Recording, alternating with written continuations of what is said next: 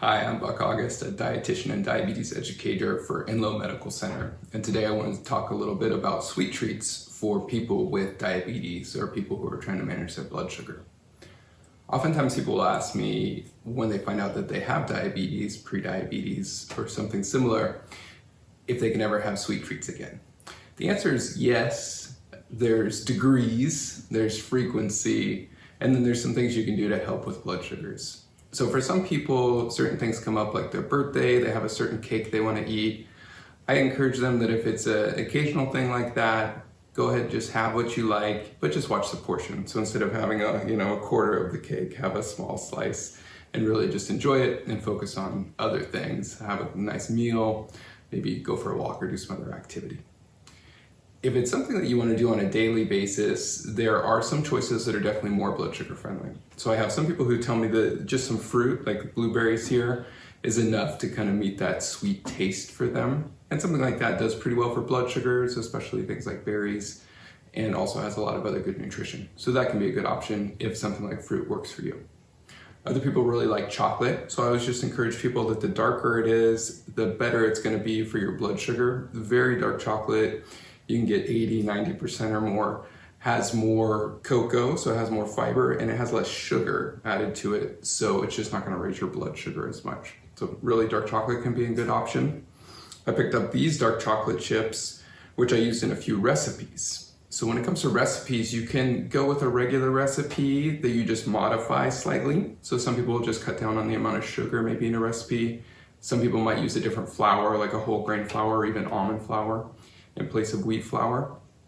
These two recipes, these are actually a dark chocolate chip cookie, but instead of using flour, it's actually chickpeas that are blended up with almond butter, a few other ingredients, a little bit of maple syrup, which you could omit, or you could use a different sweetener, and then those dark chocolate chips, and they came out really nice texture, very blood sugar friendly alternative. These, I'm a sucker personally for Rice Krispie treats. These are actually a brown puffed rice that's mixed with peanut butter, just a tiny bit of maple syrup, which again you could either omit or use something different in its place, and then I melted down some of these dark chocolate chips and just coated them in there. So it's very low sugar, not necessarily low calorie, but a very low sugar treat, and they're delicious, especially for somebody like me who likes the puffed rice, and the brown rice has more fiber and maybe is a little bit better for blood sugars. Some people might buy something over the counter like sugar-free Jell-O or sugar-free pudding. Chia puddings have become very popular where you actually use chia seeds, maybe an unsweetened milk alternative. Again, maybe some sort of sweetener in there. The chia seeds soak up liquid and get a pudding-like consistency. They have a lot of fiber and some protein, so good nutrients in there, so that can be a nice alternative to pudding. There are a lot of different things out there, and there are a lot of different sweeteners. Recently, some research has come out about erythritol, indicating that it may actually cause some cardiovascular issues over time. So in the past, I have said erythritol was probably fine, but with that more recent research, I definitely have taken a step back from recommending erythritol. Instead, I would say if you want an alternative sweetener, stevia is still what I personally use at home if I'm gonna sweeten something and don't wanna use sugar.